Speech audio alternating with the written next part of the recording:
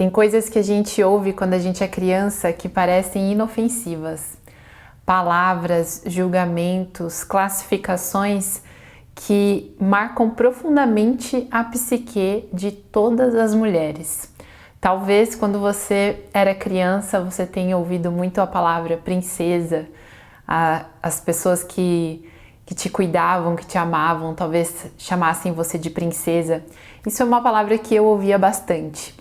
Talvez você se identifique, talvez não, mas ao decorrer desse episódio você vai entender como que essas coisas que a gente ouviu lá atrás, as coisas que a gente assistiu, marcam profundamente a nossa psique e modelam como a gente vai para a nossa vida, ainda através de todas essas narrativas que a gente ouviu, dessas programações.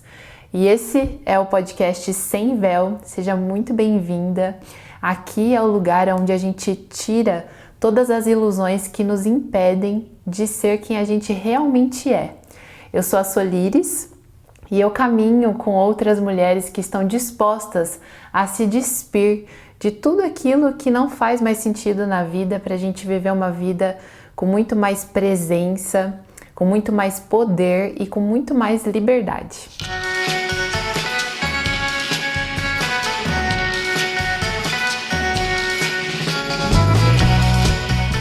Trouxe aqui sobre essa palavra, né, de quando a gente é pequena e talvez a gente ouve alguém nos chamando de princesa, ou talvez você que está aqui assistindo tenha visto muitas histórias de princesas, lido muitos livros sobre princesas, assistido muitos desenhos, muitos filmes sobre princesas, e eu sinto que esse é um lugar onde fica gravado na nossa psique que talvez a gente seja como a princesa, que a gente tenha que esperar alguém para escolher a gente, que a gente tenha que esperar alguém para vir salvar a gente. Mas esse lugar é um lugar muito perigoso, é como se a gente delegasse toda a nossa potência de se escolher, que primeiro de tudo eu sinto que isso é algo que transforma a nossa vida quando a gente se escolhe primeiro. E quando a gente delega isso para que outras pessoas nos escolham, para que outras pessoas nos vejam. E dentro desses arquétipos e dessas histórias, dessas narrativas, eu sinto que é algo que me ajudou muito a entender como isso ainda estava impactando a minha vida e ainda estava no meu script, no meu roteiro, né, de como eu estava vivendo a minha vida, é quando eu entendi que todos os contos e todas essas histórias, né, esses contos de fadas, essas histórias sobre princesas, com certeza tem sempre alguns personagens que você vai reconhecer. Sempre tem a princesa, que também pode ser uma gata borralheira, uma coitadinha. Sempre tem a rainha, e sempre tem o príncipe, que salva a princesa. Sempre tem uma bruxa malvada e sempre tem um caçador, um predador que tenta matar essa princesa. E aí uma coisa que virou muito a chave para mim foi quando eu entendi que todos esses contos, todas essas histórias, todos os personagens dessas histórias, eles falam sobre a gente. Ele não é sobre outras pessoas que interpretam esses papéis, é tudo sobre a gente. Então, o quanto que em muitos momentos da nossa vida a gente está interpretando esse papel do próprio predador, quando a gente está se julgando, se criticando, impedindo que a gente conquiste as coisas que a gente quer. Então, a gente está nesse lugar de um predador, né, desse predador interno. Quando a gente também se permite crescer e ocupar o nosso lugar, a gente está nesse lugar da rainha. Então, a chave que eu quero deixar aqui para você nesse episódio é que você pode ser todos esses papéis. É você que escolhe. É você que escolhe qual lugar que você está ocupando, qual papel você vai interpretar nesse momento. Ao mesmo tempo, entender que você é tudo isso e integrar essas partes. Integrar, não é que o predador é ruim, o predador não serve para nada. Não, o predador ele tem um fundamento, ele tem uma função ali. Talvez seja a função de te proteger de algo ou, né, de trazer uma consciência para você de algo que você tá julgando no outro, mas que no fundo você faz consigo mesma. Então, eu sinto que todos esses personagens, quando a gente entende que nós somos todos eles e que ao mesmo tempo a gente integra tudo isso, eu sinto que a gente toma o nosso poder de volta e a gente sai desse papel da princesa, da gata borralheira. Eu, particularmente, são 2 adjetivos que eu ouvi muito na minha infância. Eu convivia muito com uma avó minha e ela sempre chamava eu e minha irmã de princesa e de gata borralheira. E é interessante a gente observar esse lugar porque a princesa em si parece que é aquele ser delicado, angelical, que se veste de rosa e é perfumada e é paparicada pela família, né? A gente pode trazer tantas coisas sobre esse lugar da princesa, mas aí também tem essa gata borralheira. Essa gata borralheira, muitas de nós também ocupamos esse lugar e às vezes a gente não sabe que a gente está ocupando, mas é esse lugar da gata borralheira que ela sempre está fazendo tudo para todo mundo, ela está estendendo o tapete para todo mundo e ela está sempre servindo os outros e com a esperança de que um dia ela seja vista. Por exemplo, vamos pegar uma história bem clássica, né, da Cinderela, que à meia-noite ela vira uma princesa e que antes disso ela era uma gata borralheira que limpava ali e era maltratada pela bruxa, pela madrasta, enfim. E é interessante quando a gente olha para esse conto, né, que é um conto muito popular, que muitas de nós já tivemos contato, e a gente entende que essa gata borralheira, ela é essa também que fica esperando o momento certo, que fica esperando o príncipe vir resgatar ela, fica esperando que alguém olhe para tudo que ela tá fazendo e fale: olha, muito obrigada, você é uma pessoa muito boa por fazer tudo isso, por sempre estar se doando para todo mundo, sempre estar fazendo tudo para todo mundo, mas se deixando em último lugar. Olha, por causa disso, você vai ganhar uma medalha de melhor ser humano da face da Terra. No fundo, tem essa vontade. No fundo, tem essa necessidade de querer ser reconhecida.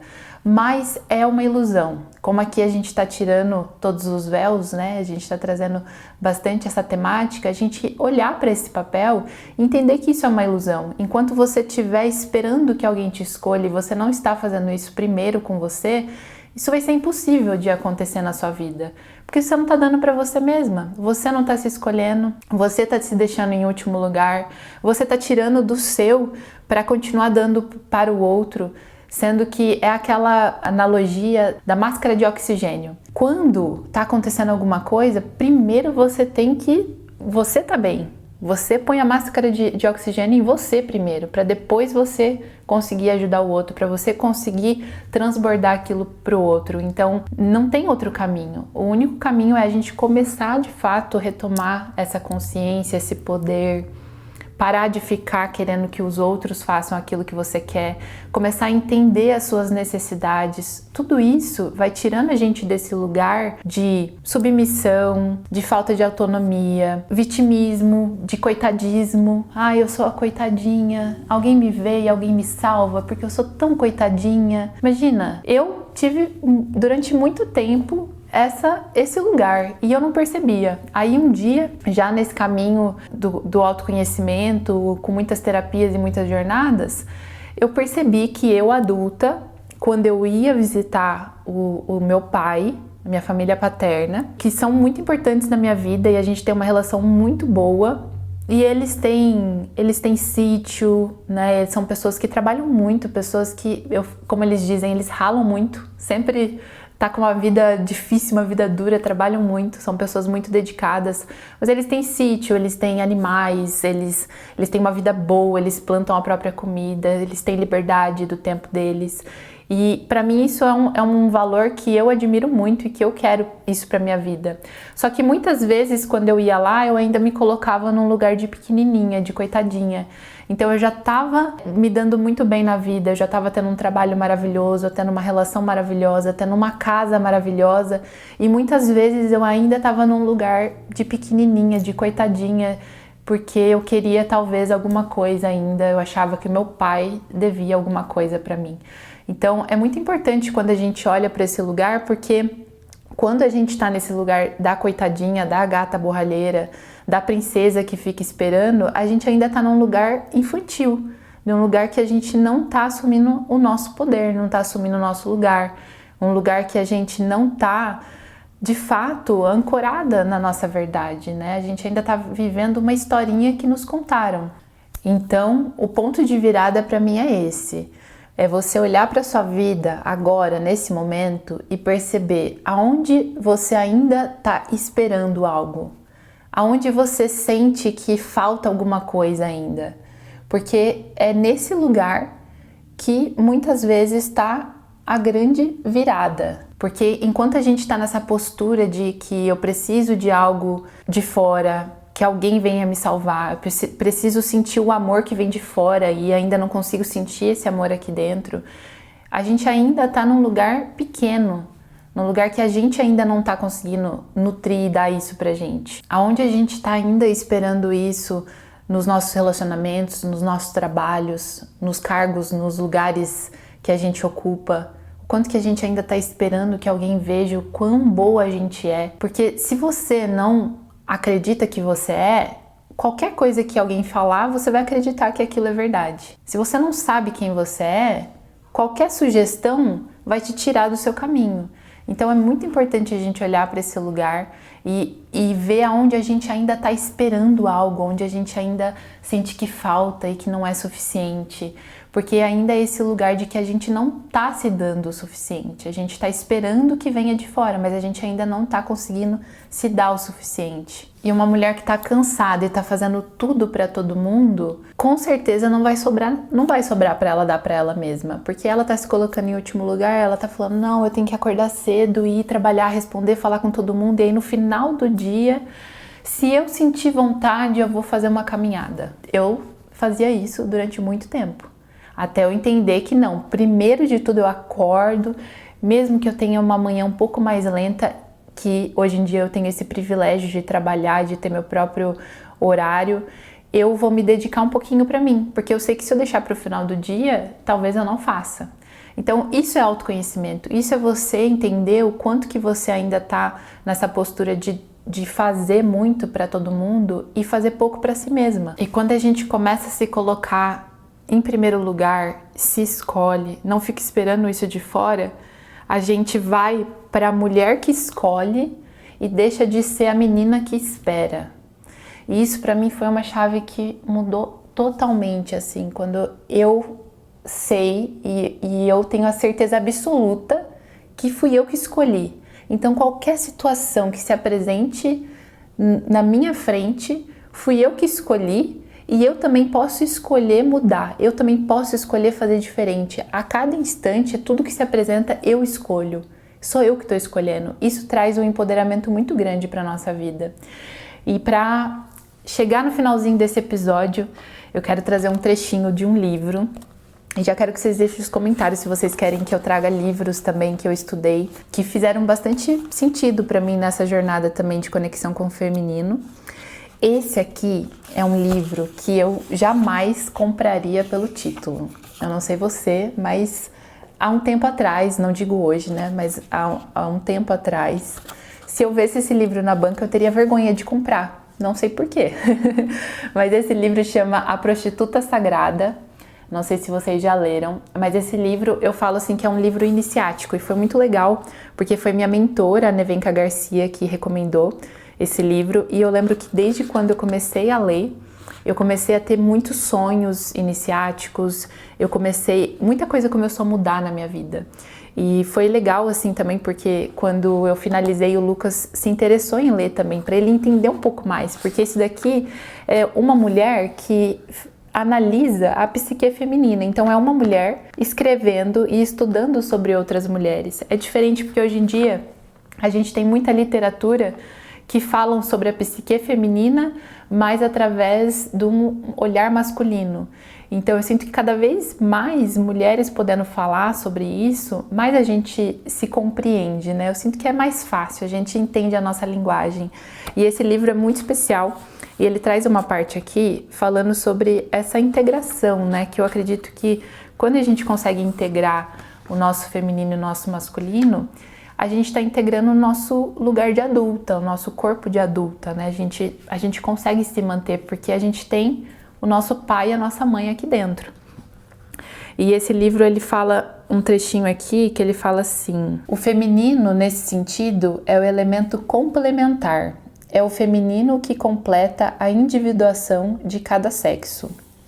O masculino inicia a emergência da consciência a partir da inconsciência primária.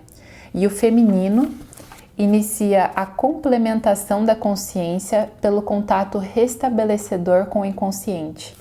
É um livro que é um livro muito profundo. Eu não sei se vocês conseguiram compreender a profundidade que ele vai aqui. E ele tem, assim, ele tem muitas explicações. Eu gostaria muito de trazer um episódio para vocês falando sobre esse livro com mais profundidade. Mas essa frase, ela fala exatamente isso. Que a gente só se torna inteiro, que é esse processo de individuação, quando a gente consegue integrar o nosso feminino e o nosso masculino.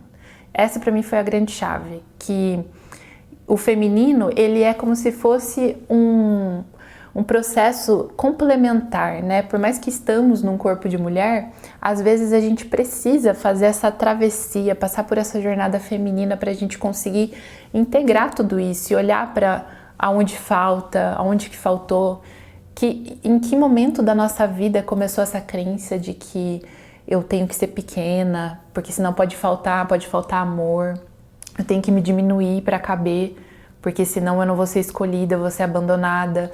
Então é muito legal assim a gente aprofundar nesse estudo. E para você que tá aí, que é mulher, que sente também que é um momento de você fazer uma travessia, eu vou adorar te acompanhar nesse processo. Eu preparei algo muito especial, mas antes, para eu te conhecer um pouco melhor, eu vou deixar aqui um formulário para uma sessão gratuita de 30 minutos comigo. Uma sessão de direcionamento, onde eu vou conhecer um pouquinho mais sobre o seu processo e também ver se eu posso te auxiliar também com a jornada Aruna, que é uma jornada de travessia que eu preparei exatamente para mulheres. E algo que eu trago lá é realmente a essência, é o suprassumo de tudo que eu trabalhei em mim para eu chegar onde eu tô hoje. Então, se você sente essa ressonância, se você gosta do meu trabalho, se você se identifica com as histórias e com as dores que eu trago aqui, esse é um caminho muito legal, porque as mentoras que eu escolhi são as pessoas que justamente eu me identificava com essas histórias e me ajudaram muito a conseguir entender os meus processos e cada vez mais ser eu mesma. Então, se você sentiu o chamado, eu vou adorar te guiar nessa jornada. E também me conta se você gostou desse episódio, deixa um like, deixa um comentário e a gente se vê no próximo Sem Véu. Beijo!